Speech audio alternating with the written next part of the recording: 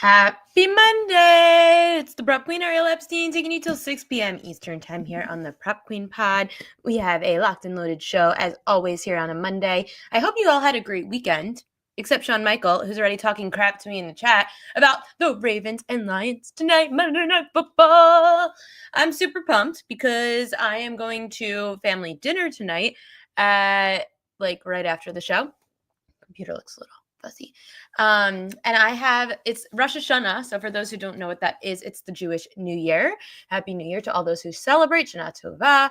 It's also my aunt's 60th birthday. So it's a huge night for my family, except my dad and I don't care because we're going to be sitting there during Rosh Hashanah dinner, one of the holiest nights of the Jewish calendar, watching the Ravens and the Lions tonight. It's already kind of fishy because the line moved against the Ravens. Will Hill, is your pod on today? Yes, I'm on right now. So fishy line move against the Ravens. The line moved 5.5 to 4.5. Despite public being on the Ravens. In fact, Kelly in Vegas texted me today and said, I feel like the Lions are a public dog. Not what the bet splits are saying. The bet splits are saying everyone's on the Ravens tonight. Curious how that changes if the line, now that it's 4.5. I wonder if more people now might, I don't know. Public money is going to come in the next couple of hours, so we'll see. I've got some great guests for today, especially from a prop perspective. We're going to talk to Mid-Major Matt coming on in about 5 minutes, talking Monday Night Football props and Major League Baseball. Short slate in MLB, just 3 games. Also going to be joined by Trinity Analytics, Jared Block. He comes on every Monday. We are going to break down not only the props, we'll also do a little bit of an SGP. We try to do like a 3-4 leg SGP every Monday. Coach is not on today. It's football day. It's Monday. No show tomorrow because it's the big Jewish holiday of Rosh Hashanah. However, Wednesday, Thursday, we'll see how Coach is doing. Kyle Van Noy is out tonight. He is injured. That's big. Matabike is also out for the Ravens tonight. That is also very big for the Ravens pass rush. Not great because if Matabike was in, it would have definitely hurt the Lions, who have been allowing a lot of pressure on Jared Goff. Those are the injuries that are pretty notable for tonight, but we do have some injuries from the weekend. Most notably for today, we were told that Nick Bosa, the defensive end for the San Francisco 49ers, is going to be out for the season with a torn ACL in his right knee. The tear is clean. It is going to require season-ending surgery. Second season-ending ACL after tearing the ACL in his left knee in 2020. Also had a partially torn right ACL when he was a senior in high school, Bosa, back in 2015. So Bosa left the game with about a minute left in the first quarter yesterday. This year had 2 sacks, 8 pressures, 15 tackles, 22% pass rush win rate in the first 2 weeks of the season. The Niners already had to rely so heavily on a young defense. They had 8 new week 1 starters from 2024 to 2025. Now they're going to be more dependent on those young additions. So it's not looking so good for the San Francisco 49ers and that Super Bowl ticket that I was so high on for having the easiest strength of schedule. Listen, the books know. They know. But come on, 2 straight years of injuries for the Niners. It's just absolutely brutal right now if you are a San Francisco 49ers fan. Another big injury to make note of that didn't end up being as big as they thought. Dallas wide receiver CeeDee Lamb, high left ankle sprain. Cowboys do not plan on placing him on the IR. They said he should be able to return probably in 3 to 4 weeks. Whereas if you go on the IR, you can't return for 4 weeks. So he should be able to return before that, but definitely out at least the next couple of games. And then he goes week to week after that. Another injury note. This one was sad, but it happens every year, it feels like. The Bucs wide receiver, Mike Evans, the head coach Todd Bowles said they believe he suffered a low-grade hamstring strain. So that's kind of what happened last year where Evans missed 3 games with a hamstring injury. Evans still was able to hit 1,000 for his 11th straight year last year despite only playing 14 games. So there is a chance, you're saying there's a chance, there is a chance that Mike Evans can still hit that if he only misses a couple of weeks, 3 weeks. So Mike Evans, big injury news. There's 2 others. One other I made a graphic for. I didn't make a graphic for the other one. Tyron Tracy, Giants running back, dislocated shoulder in yesterday's 22-9 Giants loss to the Chiefs. Cam Scatterbo, though, He led the Giants in rushing and receiving yards after Tracy left the game. Ran for 60 yards on 10 carries and a touchdown. Then Scatterbo caught 6 passes for 61 yards. He actually became just the second Giant running back in the last 40 years to rush for 60 and catch for 60 in a single game, joining Saquon Barkley. Giants are 5.5-point home dogs, are going to be 5.5-point home dogs against the Chargers on Sunday at 1 p.m. And then lastly, we did see the news that Najee Harris is out for the season for those Chargers. So the running back for the Chargers out for the year due to a torn Achilles, which is what they kind of thought was going to be the case. So a lot of injuries yesterday in week 3 of the NFL. We did mark hit that Tracy under Propville last night. So that was good. Godwin's supposed to return actually week 5, Earl. I saw they said week 5 was the expected date. He might return to practice week 4, but they didn't expect him until week 5 was what I read for Chris Godwin. But if you saw something else, then let me know. So yeah, a lot of things going on right now in the NFL. Yeah, Godwin on IR. Right. Week 5 is when he's allowed back. A lot of blocked field goals. Guys, the Rams. I know that I bring up player injury news because that's important to props. Yesterday, so I do a pick 'em every week, a pick 4. So you have to pick 4 spreads in this pool. Yesterday I had the Browns, winner. The Patriots, loser. The Rams, loser. And what was the other one that I won? I won Browns. There was one more that I'm missing, and I hit it. And I was like, out of all things, now I'm annoyed.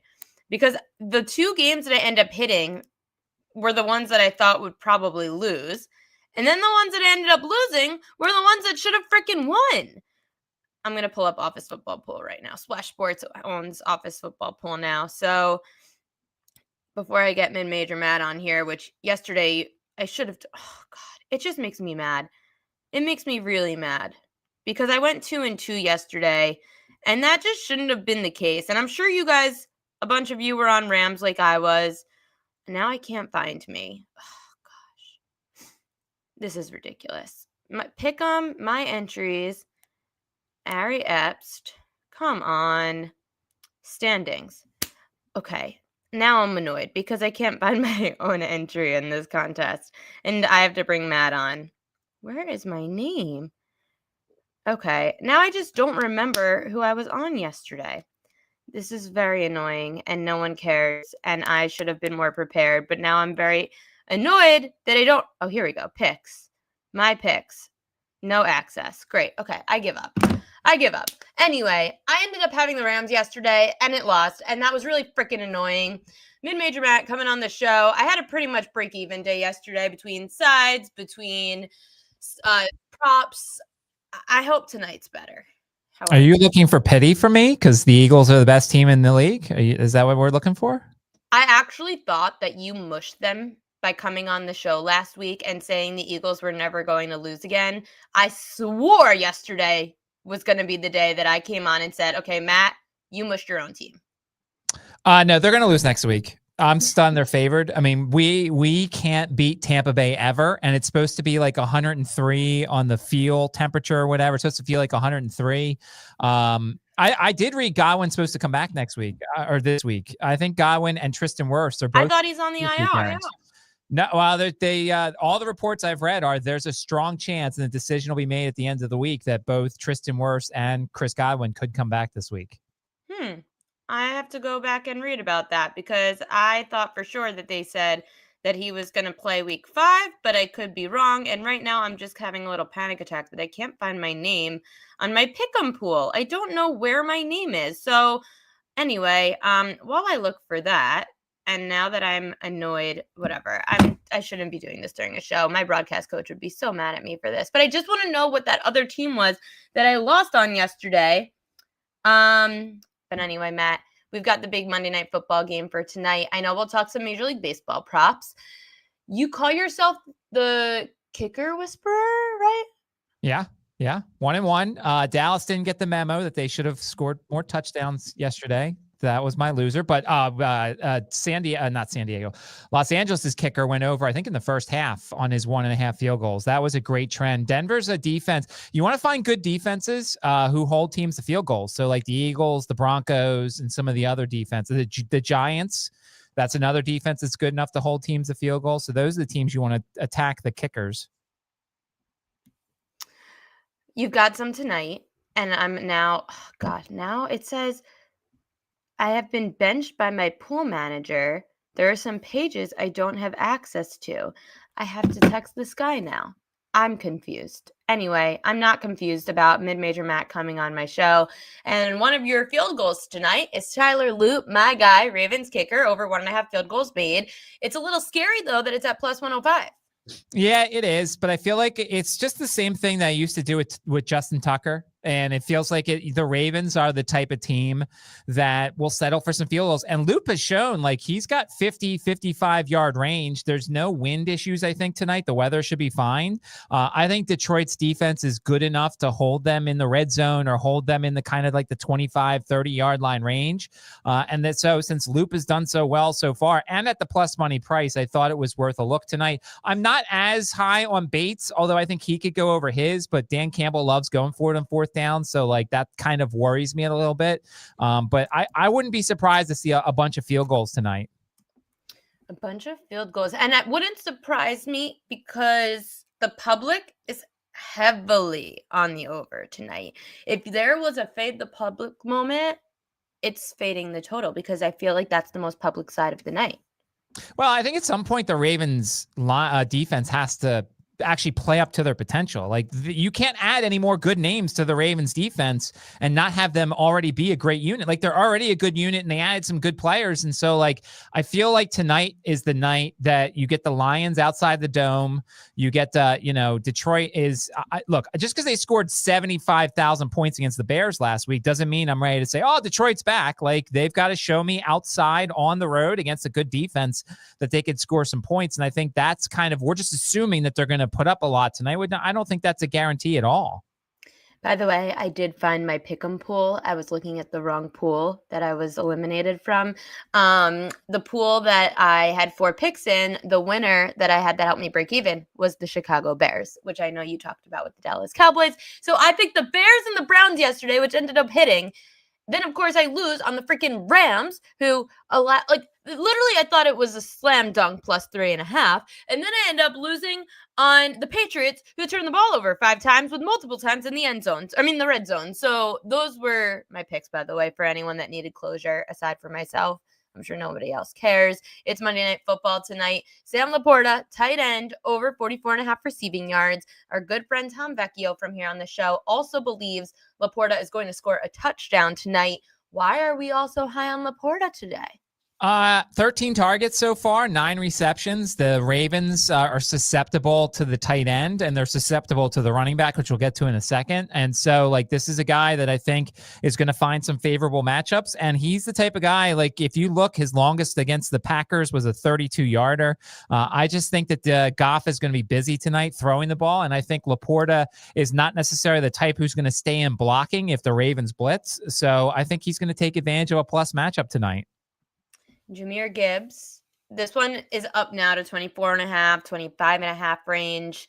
I was starting to feel like Gibbs prop is just a bit too high for me now that it's getting to 25, 26.5.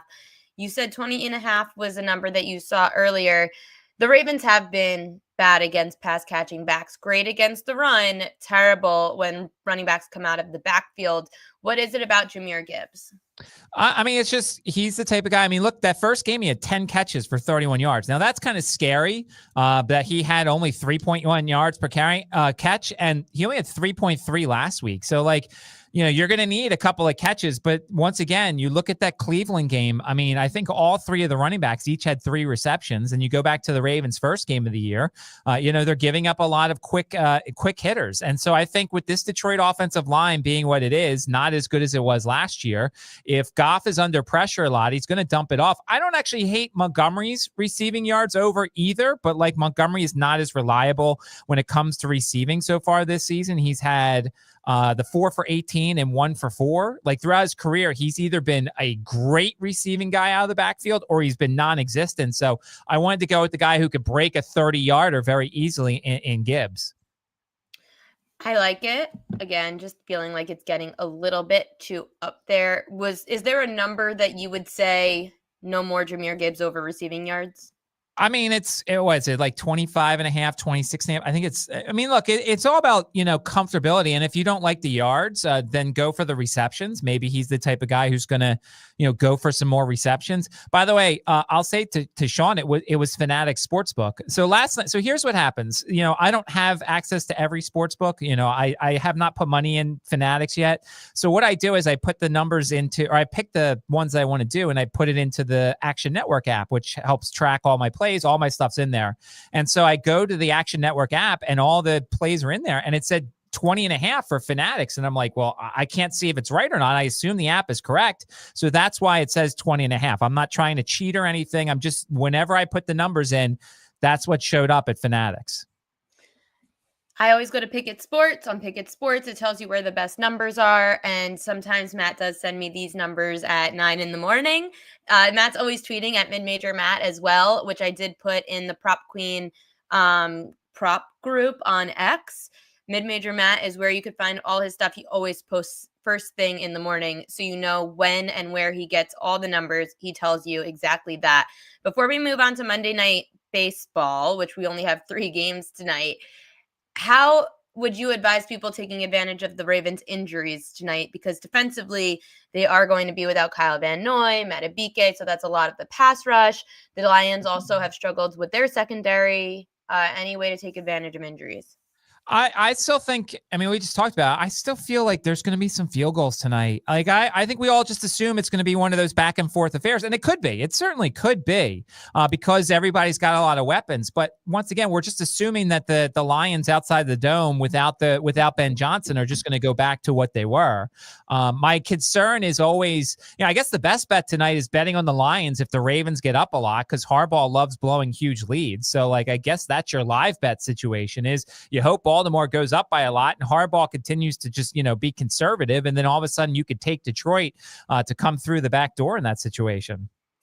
I know that you do like Tyler Loop over 1.5 field goals.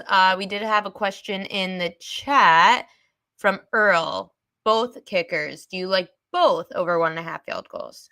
So Bates has had 2 opportunities in each game. He made both of them in Green Bay. He missed one against Chicago at home. My worry is, as I said, Dan Campbell loves going for it on 4th down. And so while Bates has been very reliable and Bates has a huge leg as well, my worry is that Dan Campbell on 4th and 2, when he probably should kick the field goal, will go for it. So I don't hate it. I don't think it's a bad bet, but it's not my favorite one because I think Harbaugh trusts Loop a little bit more and knows that he should be able to find some success tonight offensively. So if he has to settle for field goals, it won't be the worst thing in the world.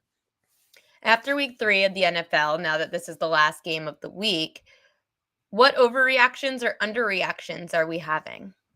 Well, look, I think the Colts are okay. Like I thought Tennessee was going to win that game. I was wrong on that. Tennessee, I still think Tennessee is going to get a couple teams. They're not going to be like 2-14, 2-15, excuse me.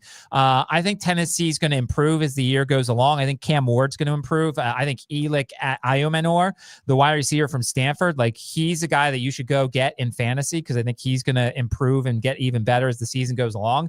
I also think the 49ers are pretty hollow with that 3-0 record so far. The win at Seattle's nice, but that's Sam Darnold. Like after they beat the Jaguars this week and move to 4-0, they're going to lose at the Rams. They're going to lose at the Buccaneers. They'll probably beat the Falcons at home, but like then they've got 4 of their next 5 on the road. So like enjoy it now, 49ers fans, because like I think it's just going to get worse once they play teams with an actual pulse.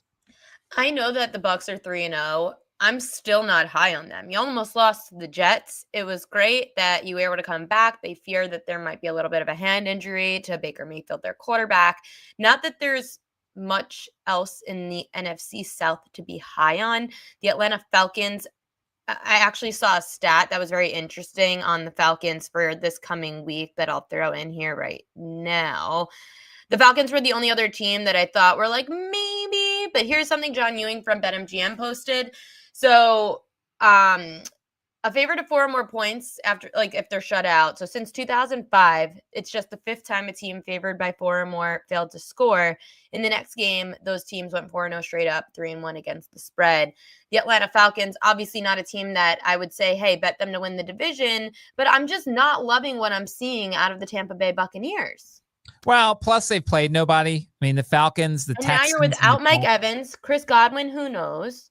I mean, look, I'm not gonna. I wouldn't bet against them this week. They've had our number in the past. I mean, we've seen worse Bucks teams, and plus Baker Mayfield seems to light up the Eagles every year, it feels like. And I understand it's like, well, who's he going to throw to? Hasn't really mattered in the past, it feels like. But yeah, after that, at Seattle could be tough. You get the Niners, road trip to the Lions. Like, well, I think we'll get the look. I think September is full of, mirages. I think we see teams in September who aren't what they're supposed to be, either good or bad. And so I think Tampa Bay could be that, but I like their coaching staff. I like Baker Mayfield. I think Baker Mayfield's become such a good quarterback. So, like, I'm not going to bet against them yet, but yeah, they're certainly on alert. They've only outscored their opponents by 6 points. Like, that's not much of a point differential for a team that's 3-0 so far. Okay, Monday Night Football. Matt did give out his favorite plays for Monday Night Football. We've got baseball, 3 games. Well, I know we have one bet here for the late game. However, Matt, you wanted to go through the entire baseball card for today. Again, only 3 games, so it's not going to take up much time. I know everybody likes Monday Night Football. Nats Braves, you're getting a pitching matchup between Mackenzie Gore and Chris Sale. It's what we like to call a back-to-back in baseball, where these 2 pitchers already just went head-to-head in their last starts.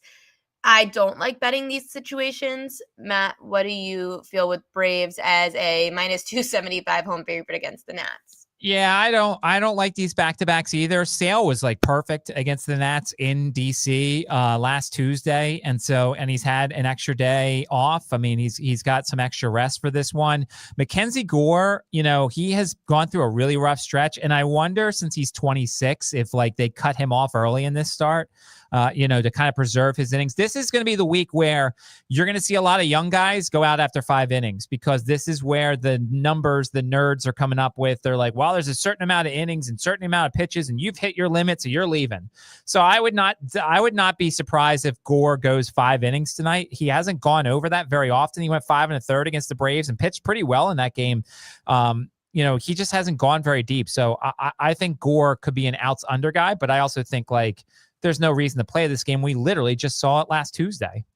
I hate any kind of back-to-back, so I am off of this game. Brewers Padres tonight. Nick Pivetta, minus 120 home favorite over the Brew Crew. Peralta doesn't typically pitch as well on the road, but this is a low total at 7. Anything catch your eye? Yeah, Peralta's Cape number is pretty low, 5.5 for him. He's gone over that in every start since the end of July, including having 8 at Toronto, which is like 16 in other places because Toronto never strikes out. So, I mean, Peralta, as you said, tough guy to trust on the road. Pavetta's been really good this year, and I think that we could see him pitch well once again. When you get Milwaukee outside of their building, they're not quite as good. This obviously has implications for the Padres, in that race with the Dodgers and everything. They could also be trying to line up their pitching for that first round of the playoffs. So tough game to kind of handicap here. But as you said, like, we trust Peralta at home. We trust the Brewers more at home. They're on the road in this one. Joseph Rodriguez, let's stop talking about the Braves and the Marlins. It's like done, except the Braves are actually eliminated. The Marlins 4 games back of the wild card with like 8 teams fighting for that spot. Come on, guys. Let's be real here. This is the game I really want to talk about for tonight. We've got the San Francisco Giants hosting the St. Louis Cardinals. We both really like this prop tonight with your guy, Michael McGreevy, a player that you have been betting pretty much all the time, especially for outs. Why tonight against the Giants? So I just want to say this publicly. I've been trying to get Ariel on this prop for a while, and she's finally jumping on with us tonight. So if it doesn't hit, it's her fault. Like, that's what I'm just saying. It didn't hit the last time out against the Giants, so this time it has to hit. Okay, but see, here's the thing. If you look since August, he's gone 6 innings or more in every start but one. And so and I think it's been like 5 or 6 starts that I've started to tell you that this is money. And so this is one of those things where I'm just automatically betting it. It's a little worrisome that it's 16.5. I know he only went 4 innings last time out. But unless, and I did some Googling, there's no mention of pitch counts or anything like that. I think he's going to go his normal complement. So I guess for the last time, because I don't think he's going to pitch again, we're going to take his outs over here. And even if it's a trap at 16.5, he's made us enough money that if it does go under, we still profited on this amazing run by Michael McGreevy. We are loving Michael McGreevy this year, just like Andre Palente made us some pretty good money because of Mid-Major Matt a couple of years ago. Jessica Brown, by the way, thanks for tuning in again. We have missed you. I'm sure that you've been busy, so it's good to have you back in the chat. She says, hello, what's up, Matt? Monday night, we are locked and loaded. Matt gave you all his plays for MLB, Monday Night Football, Major League Baseball coming down to the wire, a couple of series left. How do you see things playing out, especially for the wild card? I mean, this is the year to bet any sort of futures in the playoffs because every team could possibly go and win the World Series and every team could lose in the first round. There is not a team with no weaknesses.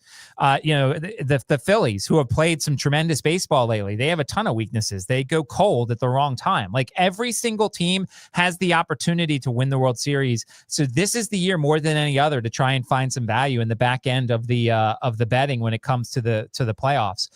By the way, real quick, I noticed that Earl on the chat said way back in the beginning, if you did get the college football newsletter this week, the buy low candidate was Duke. They won outright. The sell high candidate was West Virginia. They got blasted by Kansas. So we nailed our buy low and sell high, which we give out every Friday for the college football season. Ooh, okay. Well, there we go. Mid-Major Matt. Follow him along on his newsletter, the Mid-Major Matt newsletter. Wednesdays, Thursdays, Fridays, Saturdays. We have all the action that you guys need at thepropqueen.com. So you can definitely go and subscribe to that. Any last words, Matt, before I let you go for the week? Good luck to the Ravens. Obviously, I root AFC for every game against the NFC. I want the Eagles to get the 1 seed by as many games as possible. So I hope the Lions lose tonight. And good luck to your Ravens. Thank you. You're not the only guest coming on today that's rooting for my Ravens. So I hope that next week you guys don't hate me.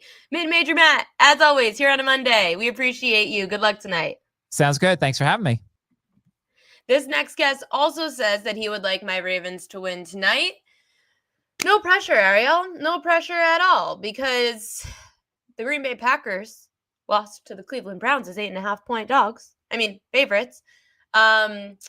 I had that game, and he's not going to be happy to know that I did take the Browns at plus 8.5, but I did not expect them to win that game outright. Our next guest, coming over from Trinity Analytics, says that he hopes that my Ravens end up getting the dub so that it doesn't matter so much. Well, it does. It always matters. But that the Green Bay Packers lost yesterday because the Lions are his mortal enemy. So let's get it.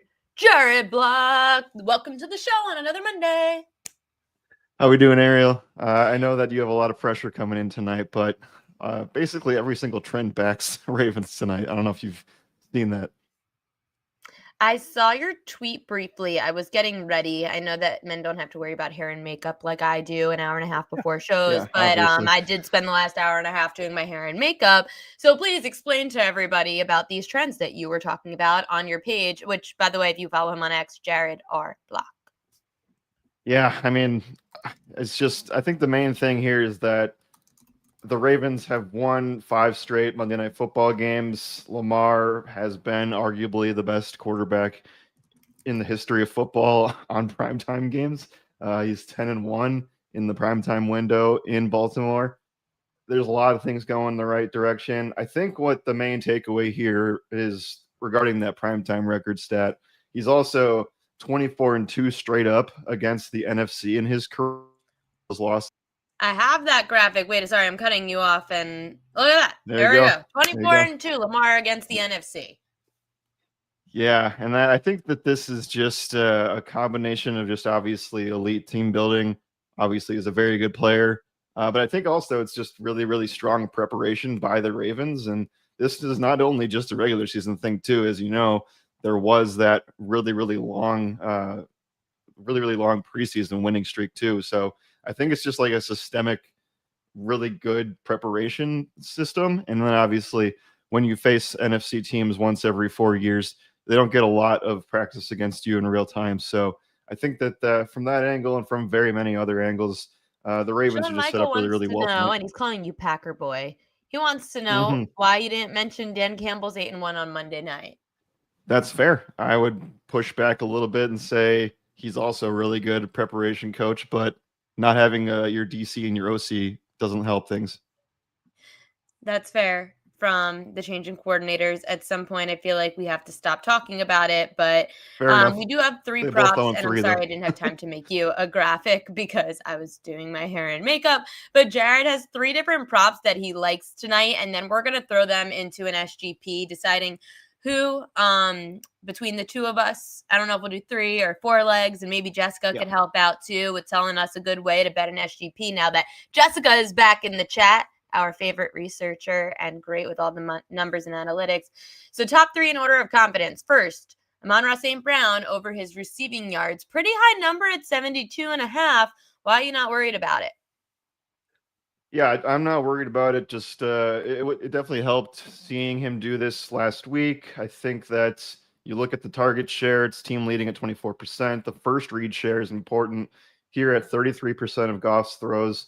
And then you have the Ravens, who allowed both Jerry Jeudy and Khalil Shakir to top 50 receiving yards in those matchups in the slot. So I do like this. I like the fact that Marlon Humphrey was fully practicing all week, but I think he still could come in a little bit rusty in this situation. So overall, do expect the Lions, who again are, they're coming in as what, 4.5 point dogs here, depending on where you're getting that. I think that given this the right script, ARSB should be the most successful Lions receiver in terms of matchup.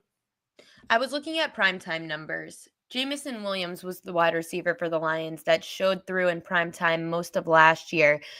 I know wide receivers, sometimes it gets to be hard. There's going to be someone that at least has a deep ball against the Ravens, or someone that's going over their receiving yards prop. I always say I hate receiver props because wide receivers, you could cap it right, but pick the wrong receiver. What made you choose Amon-Ra St. Brown over Jamison Williams?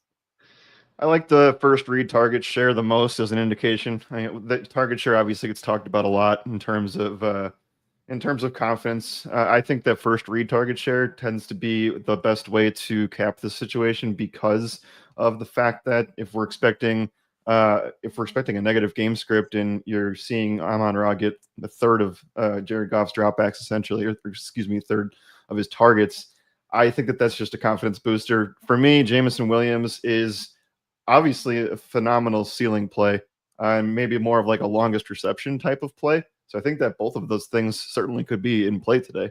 But I think that I'd rather take the guy with the heavier volume.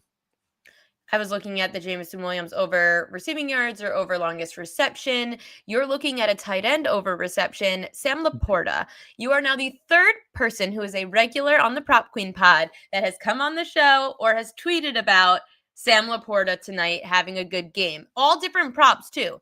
Matt said that he likes Sam Laporta over receiving yards. Tom Vecchio likes Sam Laporta touchdown. You like over longest reception for Sam Laporta. Why?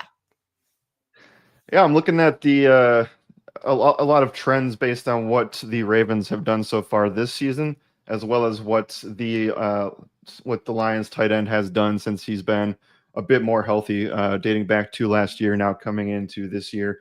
You also add in the fact that, and then I guess you can, once I'm done explaining, you can kind of talk to me about how you feel about not having Kyle Van Noy again. I think that actually plays a really big part in this specific Sam Laporta market, because he has recorded a catch of 15 plus yards in 9 of his last 10 road games. I believe that number is 18 plus in 8 of his last 10 road games, including a 30 plus yard catch against the Packers in a negative game script.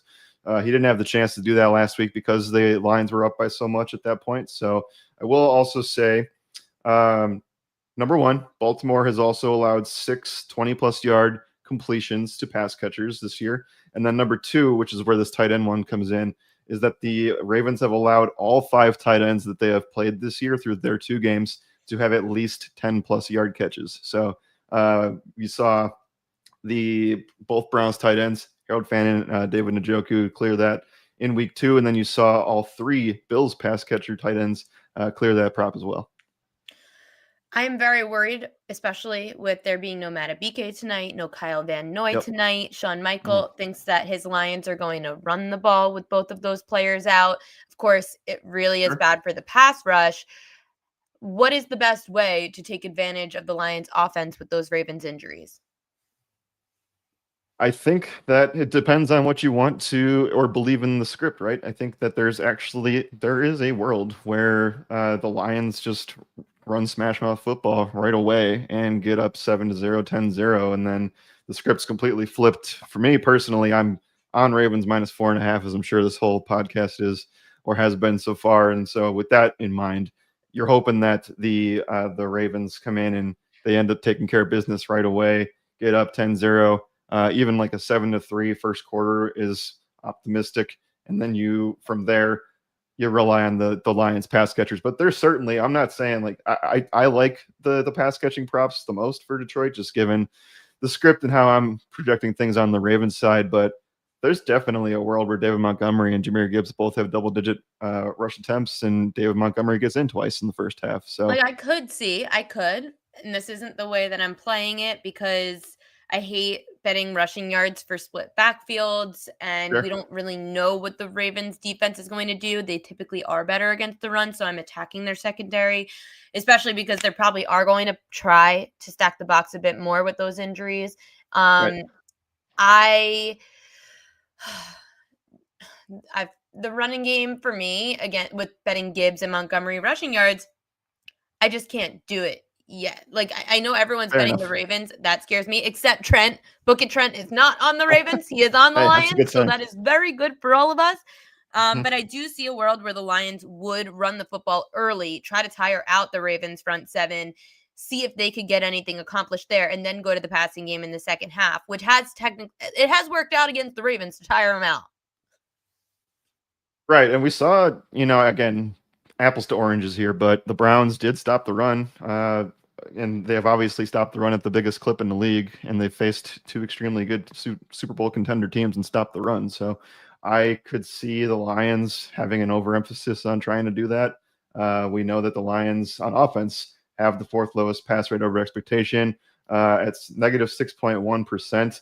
But with that said, I don't really know if you can necessarily say that the Lions have been a team that's been predictable or easy to read with the week 1 blowout and then the week 2 blowout on the other end. So that part is difficult. But if you do expect, I think this one just comes down to like what side you believe in more, what script you believe in more. And I think that one for me tends to lean on a passing attack from the Lions. I agree in some capacity when it comes to the receivers, tight ends, etc. Jared Goff, I'll talk about how I think it's the best approach to play him after the segment here with Jared. You have one more play. So now it's funny because I love bringing you and Matt on to talk props. You both like Sam Laporta tonight. You both like Tyler Loop tonight. You're taking a different prop, though. Not over field goals. You're going over 8.5 fantasy points, which is a market that we haven't really touched on too much here on the Prop Queen Pod. How do you handicap that, and what is it about the Tyler Loop over fantasy points you like the most?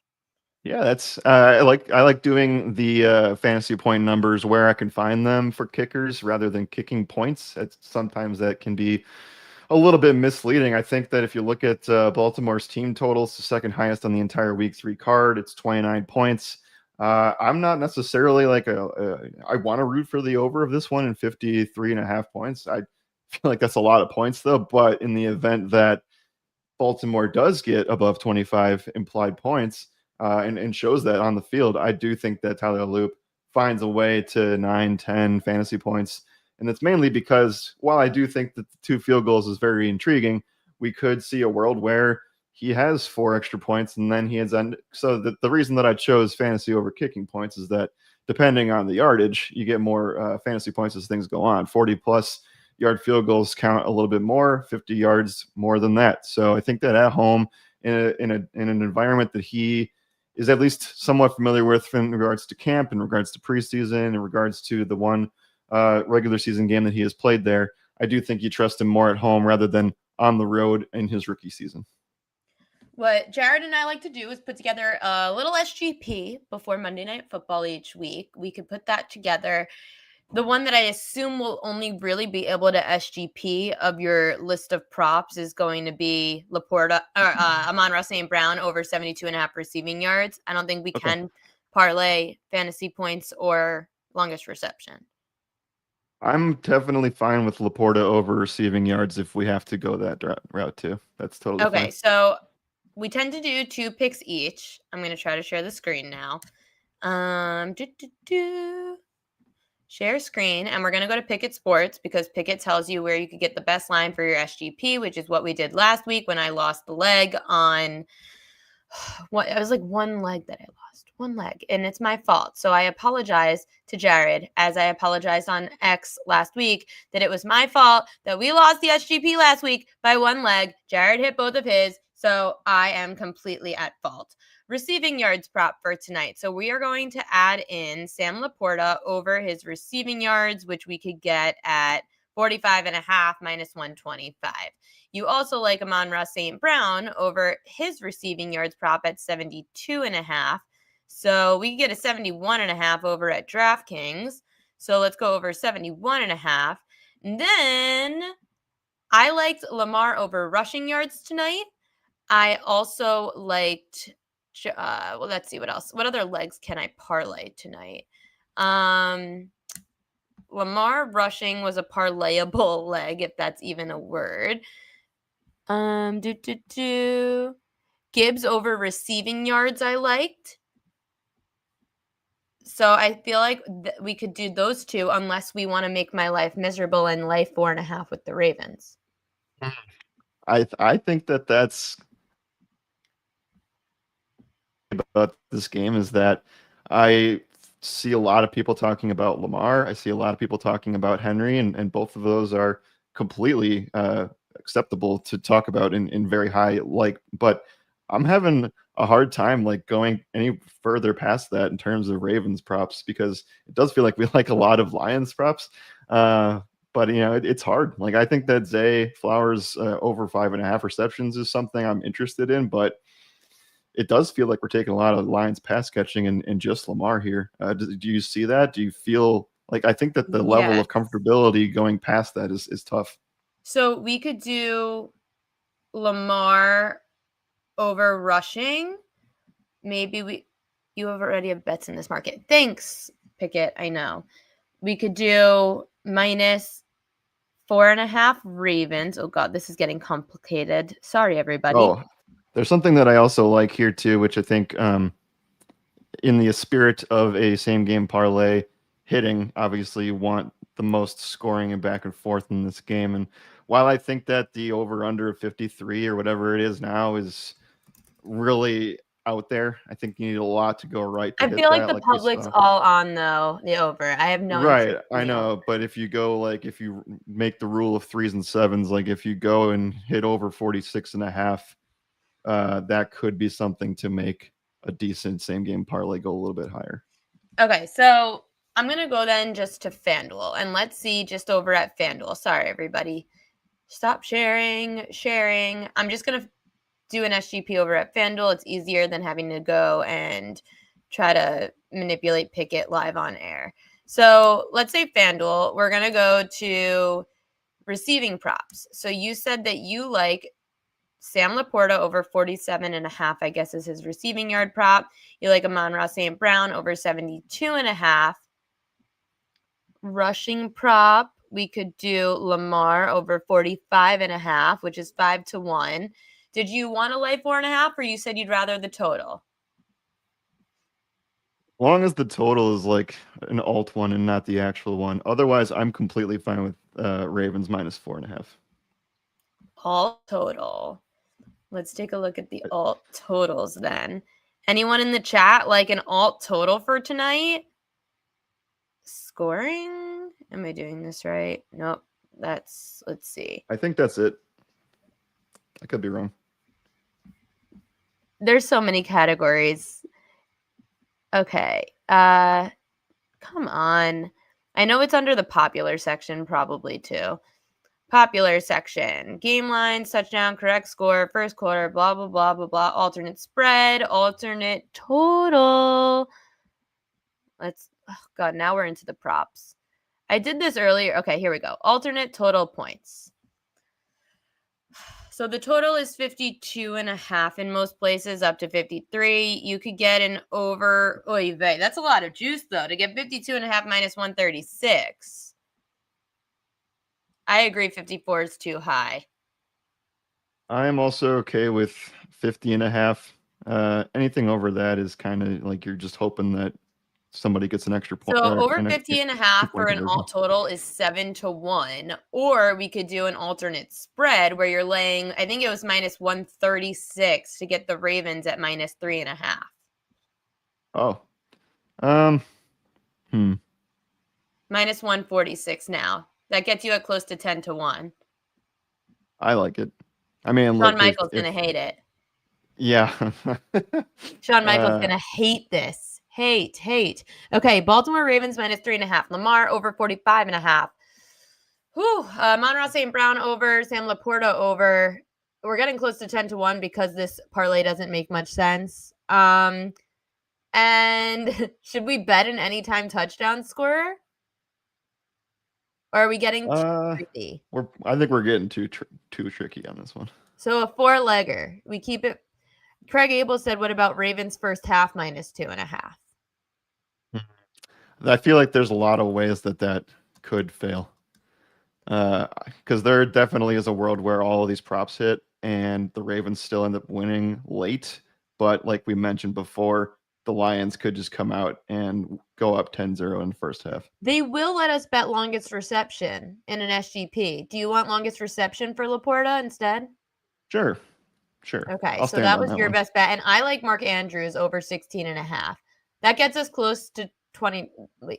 Yeah, that's like that's not bad. Plus. No, it's not. Okay. So let's just throw a little action down on this 5-leg same game parlay. And we're good. So we've got Amon-Ra over his receiving yards, Lamar over rushing, Baltimore minus 3.5 alt spread, Mark Andrews over 16.5 longest reception, Sam Laporta over 18.5 longest reception. And there we go. Love it. Okay, I'm snapshotting it. I can't bet on my laptop because it doesn't know where I ever am for some reason, but we do have now this SGP at decent odds, so I'm not complaining about it. Hopefully I don't lose it for us this time. Everyone thinks in the chat too tight ends are going to ball out. Yeah, I think so. I guess I'm a little, Mark Andrews can still like fall under 40 yards with that prop too, so I think That's what I said. I think that Mark Andrews could have one nice catch. It's his last game probably till Isaiah Likely comes back, and I'm going to talk about that in the prop queen edges of the day. But Jared Block, you always come on. You come every Monday. We talk SGPs. We've got our Monday Night Football props locked, loaded, ready to go. For anyone who missed it, the 3 that he liked the most in order, Jared, Amon-Ra St. Brown over 72.5 receiving yards. Sam Laporta over his longest reception, and Ravens kicker Tyler Loop over 8.5 fantasy points. He also likes the Ravens minus 4.5. Trinity Analytics, that's where you can find him. Jared R. Block on social media. What else do you want to plug for all your info? We have, if you want to go to my X handle, Jared R. Block, like you said, we have obviously content up for the last week of the regular baseball season. We have plans to do postseason content as well. So we'll be in on that. NBA starts in roughly a month, actually in 1 month today. So we're very excited about that. And you can try us out literally for free for your first couple days, $1 your first week, a bunch of specials so you can choose them on your own. Thank you so much, Jared. Good luck tonight. Good luck to our SGP tonight. I hope everyone who tails is a winner. We will see you next week. Go Ravens. Go Ravens. Oh boy, no one likes to start their week off on a low note with the Ravens blowing it, not only for me and my love and happiness, but also because both my guests, Mid-Major Matt, Jared Block, all want the Ravens to win tonight because it helps whatever they are rooting for. We've got fishy lines. We've got propaganda. Let's go to first propaganda.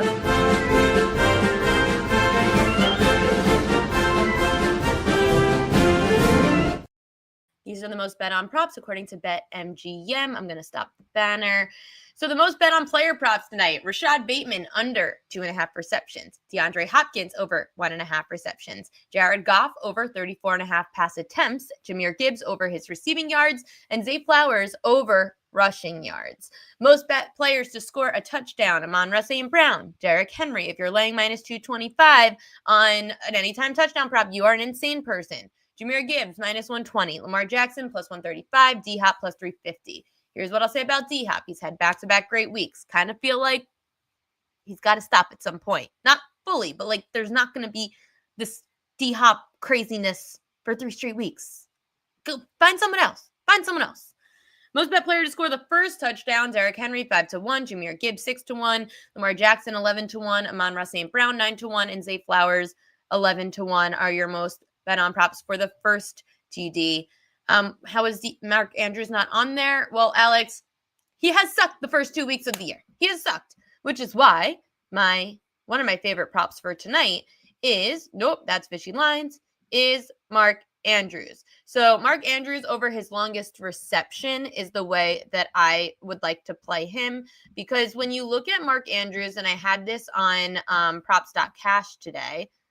Hold on one second. I was going to So on props.cash today, I was looking at it. And last year, Andrews averaged just under 20 yards per longest catch when he was at home. He went over in 2 of 3 primetime home games last year. Against Detroit, Andrews had a 41-yard catch in 2021 and a 22-yard catch in 2023. Against the Lions this season, Tucker Kraft had a 15-yard catch against them. Cole Kmet had a 22-yard catch. Isaiah Likely possibly back next week. So this could be that primetime home game moment that the Ravens can cheer on their tight end, Mark Andrews, over his longest reception. Jameson Williams over 48.5 yards. So I know Jared Block likes Amon-Ra St. Brown, but when I was looking at the primetime numbers, Jameson Williams had the better primetime numbers last year. He racked up 53 and 77 receiving yards in both road primetime games. Overall in primetime last year, Williams went over 48.5 receiving yards in 5 of 7 games, averaging 66 receiving yards. Baltimore allowed the 4th most receiving yards per game to wide receivers last year, 12th most this year. But remember, they played the Browns last week. In week 1, the Ravens allowed 5 receivers to have 48 or more receiving yards when playing Buffalo in week 1. So 48.5 feels kind of low. Jameson Williams could go over this number. So my only fear is that Jameson Williams is coming off a 108-yard performance against Chicago. So this number feels kind of low. But if you feel like a player can't have back-to-back great weeks, then maybe you back off of this. But Jameson Williams did have at least 48 yards in back-to-back games 5 times last year. So if you like a receiver, I like Jameson Williams this week because it's prime time. Quarterback props. Lamar over 45.5 rushing yards. I mentioned this on X this morning, which I also saw on props.cash. Lamar has rushed for at least 47 yards in 7 of his last 8 home primetime games, averaging 65 rushing yards a game. Lamar has recorded at least 52 rushing yards in 7 of the Ravens' last 8 Monday night games when they are a favorite. Last year, when facing defenses bottom 10 against mobile quarterbacks, Lamar averaged 10 carries, 67 rushing yards. Detroit allowed the 4th most rushing yards per game to quarterbacks last year. Even though they only allowed 4 yards on 3 carries to Jordan Love, they did allow 27 yards, 5 carries for Caleb Williams. It's just hard to imagine. You know that the Lions, after signing Malik Cunningham to their practice squad, they are looking for answers. But Lamar on the ground in primetime at home, that is a tough place to find answers. Yes, Sean, all we have is last year to really base things off of. Lamar is still Lamar. The Lions have struggled against Lamar. The Lions haven't struggled against Lamar? Should we talk about the Lions game 2 years ago against Lamar? Malik Cunningham, not Zach Cunningham, Malik Cunningham. Jared Goff over 34.5 yards for his longest pass. So the way I would play this is because the other props are a little bit fishy on Jared Goff. The pass attempts, the completions. Those are numbers when it looks like pass attempts and completions Jared Goff on the road doesn't go over them very much. In fact, only one road game last year did he go over his pass attempt and pass completion prop for that's tonight's numbers. So then I started looking at the passing yards, and Jared Goff actually has gone over his passing yards prop more than he's gone over his pass attempts and pass completions. So that's telling me that Jared Goff on the road, that's why it's a fishy line at 23.5 pass completions, and I would not be looking at that number because he's gone under that in majority of games. The number seems very low for the amount of completions the Ravens have allowed to Joe Flacco and to Josh Allen. So if you look at his passing yards and realize, oh, Jared Goff's passing yards has gone over more than his attempts and completions, that tells me that Goff is going to throw some deep balls. So what am I going to do? I'm going to bet Jared Goff over 34.5 yards for his longest pass. So Jared Goff's going to be able to take advantage of the Ravens secondary. I think the Ravens are going to have to bring a lot of players up to stack the box because of the injuries to Kyle Van Noy and Matabike. So that's going to leave some openings downfield. And that's exactly where Jared Goff's going to take advantage. The Ravens always allow deep balls. You've got two deep threats, Jameson Williams, Amon-Ra St. Brown. Someone's coming up with the big catch. And Goff averaged 40 yards per longest throw on the road since the start of last year. So I'm going Jared Goff over his longest pass so that we don't need to worry about the accumulation of attempts and completions. Just give me one deep ball. And then, Sean, maybe they run the football, but I only need one deep ball to Jared Goff in this game.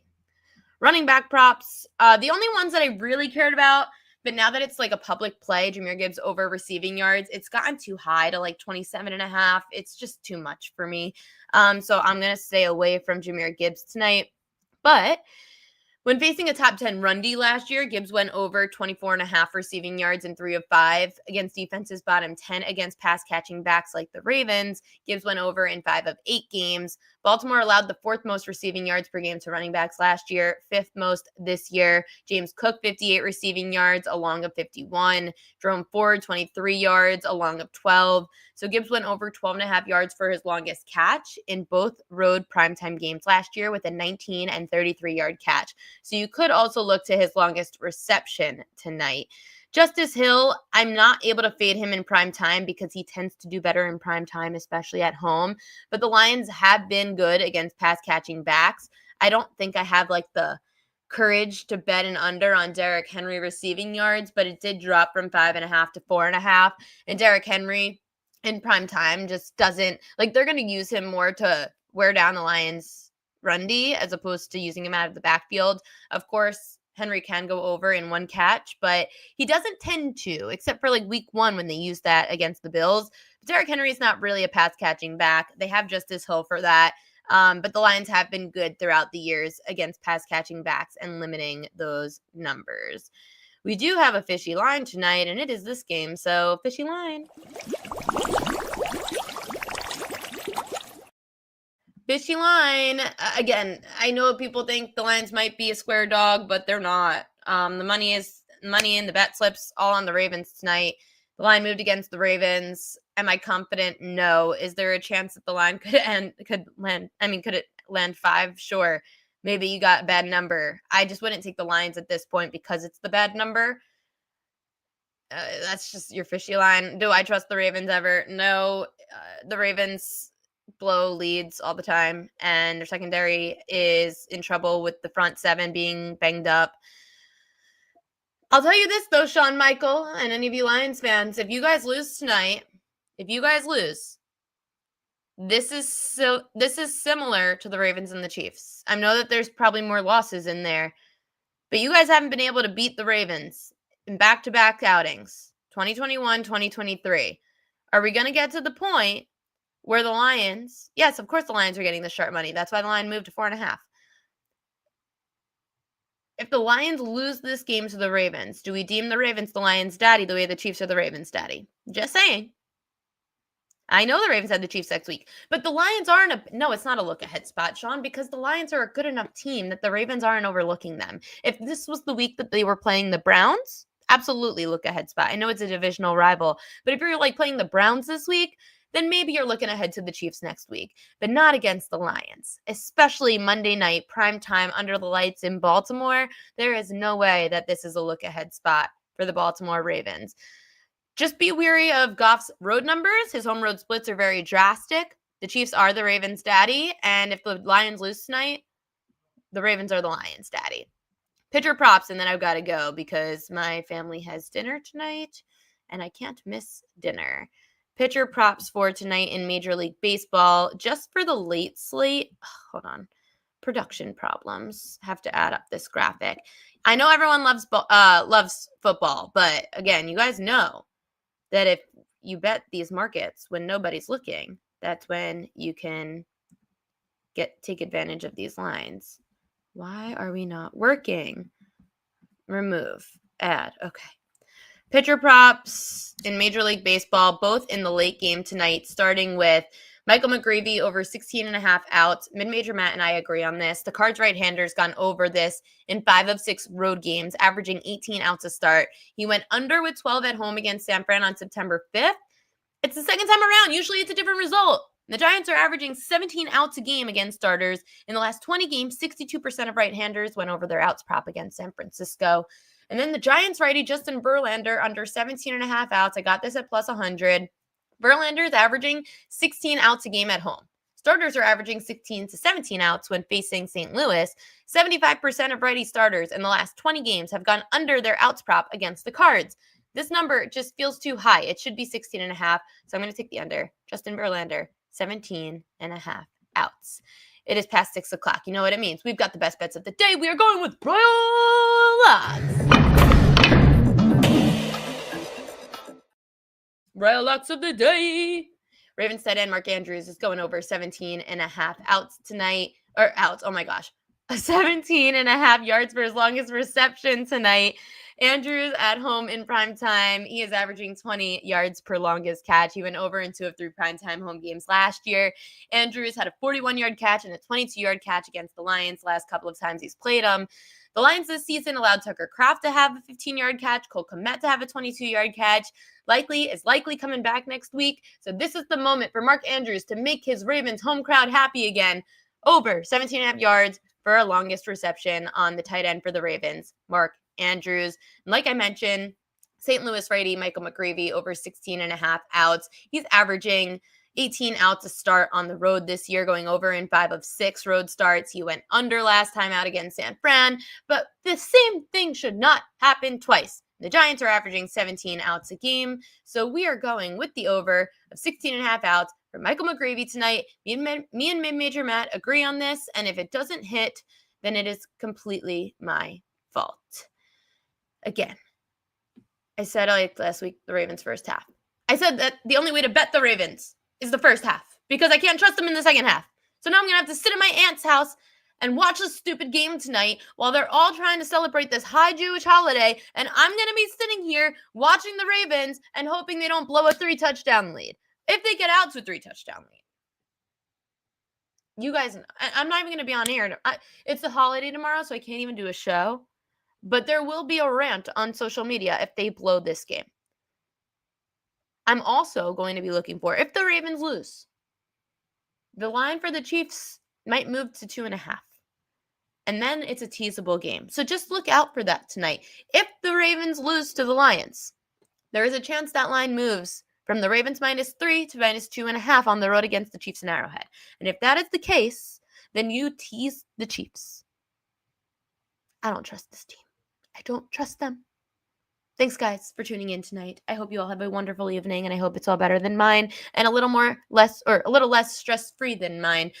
Tonight is the last time to take advantage of signing up for props.cash. You guys see all of the really cool graphs and charts that I use. So make sure to go to props.cash, use promo code PropQueen, be eligible to get a free jersey, but you also get 50% off of props.cash using promo code PropQueen. So it's like $9, and it's so helpful to every prop better out there. Good luck tonight, everybody. I will see you Wednesday or Thursday. I have to see. It's the Jewish holidays. So Happy New Year to all those who celebrate. Good luck to my Ravens. Good luck to your props. Good luck to your bets.